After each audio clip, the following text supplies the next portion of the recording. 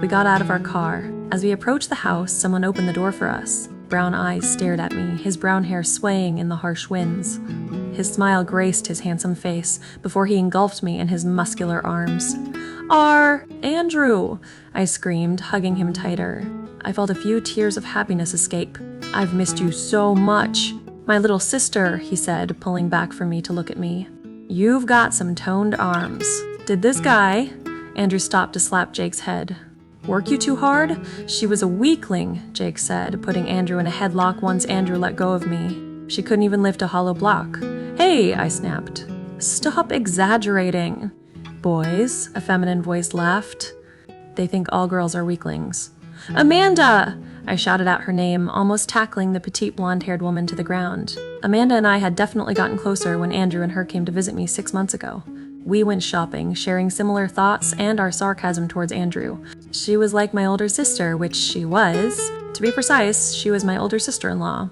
Yes, she was human, and yes, she was mates with my older brother. Jesse, you're going to kill me, she choked. I let go of her slightly before saying, Right, you're human. Who taught you to be so cocky? Was it Jake? Amanda gasped, casting a teasing glare at Jake. Why does everybody blame me? Jake pretended as if he was crying. Because you're so dumb, Jake. All 3 of us said in unison, obviously used to saying this one statement to him. You guys are all mean. I hate you all, Jake said, crossing his arms over his chest like a 5-year-old.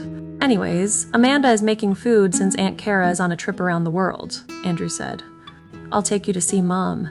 My heart was pounding hard with every step we took towards her room. I flinched when I heard a strangled cough. Andrew put his hand on my shoulder, trying to comfort me. The tears spilled out all at once when Andrew opened the door, causing my heart to break. My mother lay in her bed, looking at us tiredly. Every blink was longer than it was supposed to be. Her translucent skin had sheen of sweat, although the room was cold. Her dry lips turned up in a smile as she looked at us. Jesse, my baby, she said hoarsely. Why are you crying? Come here and give me a hug. I came over to her, hugging her softly. Her arms shook as she lifted them slowly to go around neck. Mom, I'm just so happy to see you. Luckily, there were no wounds on her face because that would have hurt me even more. I did not dare remove the blanket around her, because if I did, I would have seen the gauze wrapped around the area she was shot. I missed you so much, Jessie, my mom said, smiling. Hey, Auntie, Jake said happily, coming to give my mom a quick peck on the cheek. Oh, Jake, you're so handsome, my mom said, patting his cheek. Thanks for taking care of Jessie. I rolled my eyes as Jake flashed me a knowing smirk.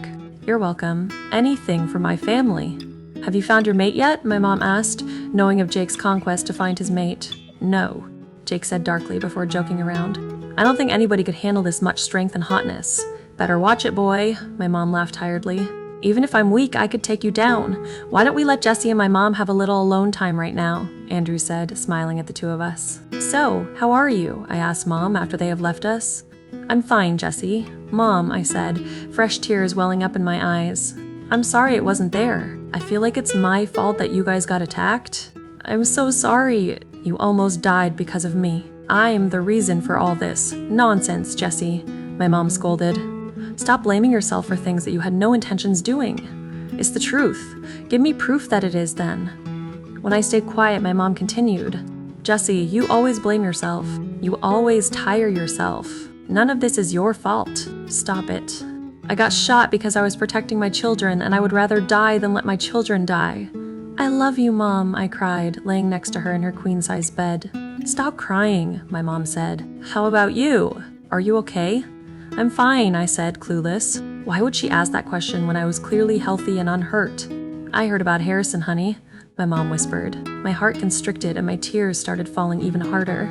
Here, with my mom, it was hard to pretend I was okay with it. She would read the lie. I don't even know, I blurted before I could stop myself. I was the one who broke up with him, but I didn't break up with him because I didn't love him anymore. I broke up with him because I didn't want him to get tangled up with my own problems for being a healer. It hurts me to know he loves another girl. It hurts me to know that he's happy without me. It hurts me to know he's kissing and hugging somebody else. I'm pretending that I'm fine, but I'm far from it. It went quiet for a moment before my mother said, "Oh, honey, I'm so sorry. Just remember one thing. What is it? Love is always going to find ways to kill people. That's the test.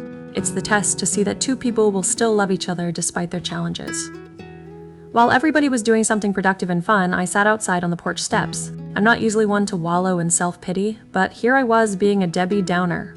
It angered me that I was being so weak and vulnerable, doubting everything in life and being such a pessimist. Despite my resistance to talk about Harrison, it did help beneficially.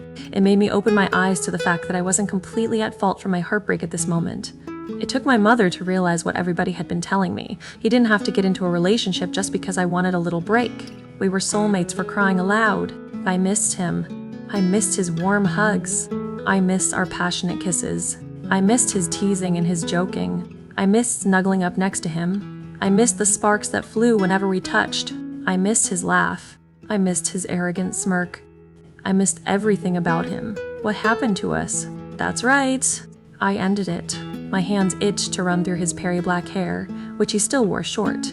I wanted to stare into his blue eyes forever, knowing that nobody else in the entire universe would feel the way I did when I stared into them. I wanted to kiss his soft lips, anticipating the tingles that would erupt throughout my body in the next few milliseconds. He was an addiction, like my own drug, like my own coffee flavor, and you all know how much I love coffee. Ugh, I am such a hopeless romantic. You just love him, my wolf teased me. You have got to be kidding me. You have to use that right now? Seriously? Thanks for bringing me down memory lane, I snapped, remembering the first time that Harrison told me he loved me. Although it should have pained me, I couldn't help the silly smile that crept its way onto my face. He still loves you too, she whispered. My heart thudded against my chest before I laughed at her. You don't believe me? He has a girlfriend, and to think I was the hopeless romantic. You're even worse. Growl! You're so girly. Couldn't you just growl instead of actually saying it? That's like saying OMG instead of saying oh my gosh. I'm telling you, he still loves you. Right, that would be the day Paula Deen stops clogging her arteries with butter. You're such a pessimist, and you're a nosy gossip girl. Shut up. You're the one that's a female dog, literally. Can you just make up with him? I miss my big dog. Ew, that's what you call Harrison's wolf? I scrunched up my nose before I sighed sadly. I miss him too. I swear, it's like I could smell him right now. His manly scent wafted up my nose, causing my wolf to purr in delight. I inhaled, drinking it up. My eyes rolled back in contentment and I moaned softly. That's my favorite sound of all time, an amused voice joked.